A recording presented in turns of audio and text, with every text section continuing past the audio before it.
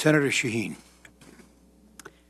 Thank you, Mr. Chairman, and thank you both Secretary Panetta and General Dempsey for being here this morning. And Secretary Panetta, thank you so much for your long and very important service to this country.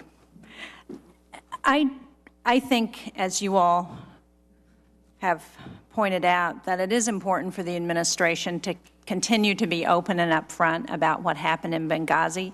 I think it's important for us to look in a factual, objective way, to the extent that we can, at what has happened here and to try and address that, and that grandstanding and finger-pointing is not really helpful. So I appreciate your willingness to look at what happened here, and as has been acknowledged, the bottom line is that our agencies didn't do enough to protect our people on the ground. We've got to do better. And as the Accountability Review Board pointed out, there were system failures, there were leadership and management deficiencies, and I appreciate that Secretary Clinton took responsibility for that and that we are looking at recommendations to address that. So thank you for your willingness to be part of that process.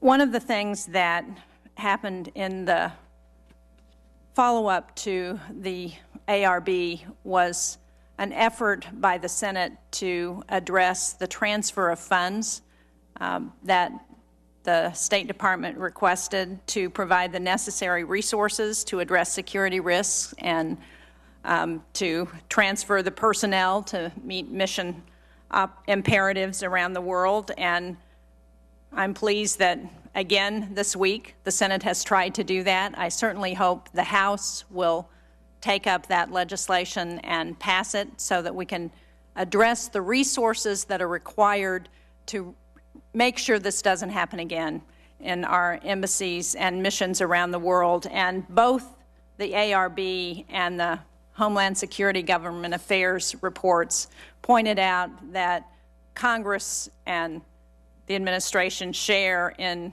the responsibility for making sure that those resources are available. Now, my question really goes to a follow-up to what Senator Graham was discussing, and I understand it was raised earlier. It's something that I raised with Deputy Secretary Nides before the Foreign Relations Committee, and it does have to do with what capacity we have in dangerous regions to provide support from the military when we have diplomatic missions and embassies that get into trouble. And I wonder if you could, you've talked about the fact that we don't have, or did not at the time of Benghazi have those assets in the region, but can you talk about what kind of coordination you envision going forward to address areas where there is potential risk, and obviously Northern Africa and the Middle East are certainly these days those kinds of areas. What kind of communication and coordination are we doing to address this? Well, you know, we have worked with the State Department on a team to assess the different embassies there to determine what are the additional steps that have to be taken in order to provide security, and also what additional steps do we need in order to ensure that we have the intelligence necessary to give us a heads up.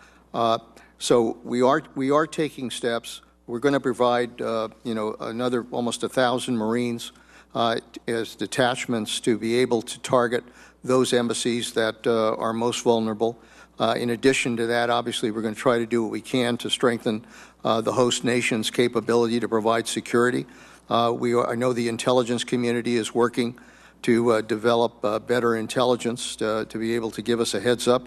And frankly, we're doing the same thing. We're deploying forces to the area and giving them much shorter response times so that if we do have to deploy them, they'll be able to get up in the air and to the area in a more rapid fashion. And is there going to be an ongoing structure to do that, an ongoing system that will be put in place so that it's not just this one review of what the circumstances are, but that for the foreseeable future, we'll expect to have communication and coordination between DOD and state? We are doing that, and we are trying to develop, you know, a tighter team that can work together to make sure that we protect our lives abroad. Thank you. And General Dempsey, I understand that in earlier testimony you acknowledged that there are gaps in our intelligence and what we know, and that better intelligence would have given us a heads up about what we might have needed in the region.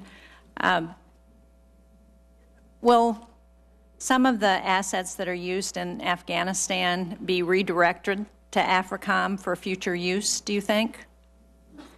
Well, as assets are become excess capacity anywhere, we have that process I mentioned to Senator Reed called the Global Force Management Process, where we do it on an annual basis, but then monthly we meet to redistribute as necessary as threats go up and down. So, yeah, absolutely. I would expect that over time additional assets would be made available. And reports suggest that AFRICOM has been under-resourced because of Afghanistan. Is there a reprioritization that we should be doing as we are drawing down forces in Afghanistan and looking at what we need to do? And given the challenge of the potential challenge of sequestration, if we can't act in Congress to address that, and I certainly hope that we can. I think it's responsible for us to do that. But how do you expect that reprioritization to occur given the budget challenges we're facing? Well, first, I'd like to suggest a little different wording to the question. You said, is AFRICOM disadvantaged because of Afghanistan? The answer is no. The resources we've got in Afghanistan are there because that's where the threat to the greatest threat to the homeland resides, in western Pakistan and in some cases northeastern Afghanistan. So those are direct threats to the homeland. It's Afghanistan, but it happens to be where the threat is.